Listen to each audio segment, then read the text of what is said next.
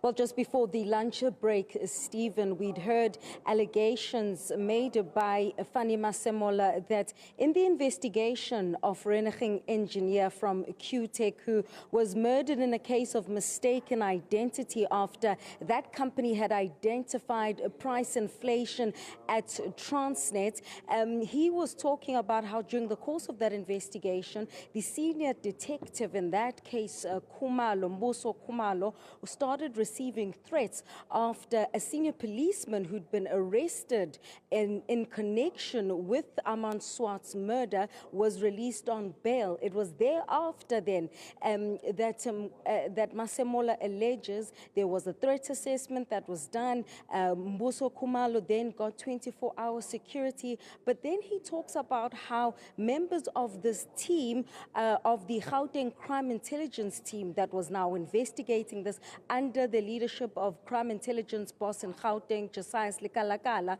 was then, was told that there are 3 envelopes that are ready, making bribery allegations. The one envelope allegedly was for the members of this team, the other envelope would be for the prosecutor, and the third envelope would be for the magistrate. So that is the note that we left the proceedings on just before we took the lunch break. But earlier, we went back to that issue of policy makers, and that being the executive, the police minister, Senzo Mchunu, and the encroachment that Masemola claims in the matters of operations of the police service. Now, in many ways, Masemola, in a roundabout way, sinking Mchunu, firstly, by talking about how decisions previously in disbanding a previous task team would have been made by an interministerial committee and a national steering committee.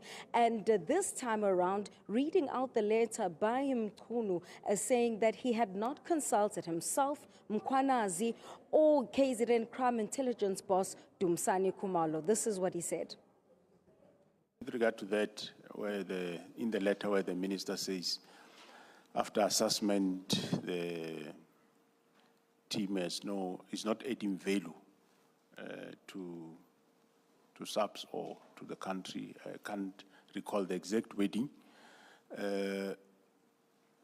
I'm sure for one to come to that conclusion, yes, you must have done assessment. And when you do assessment, obviously you will talk to people that are dealing with the matter at hand. In this case, is the PKTT. So in order for one to have had briefing of the PKTT,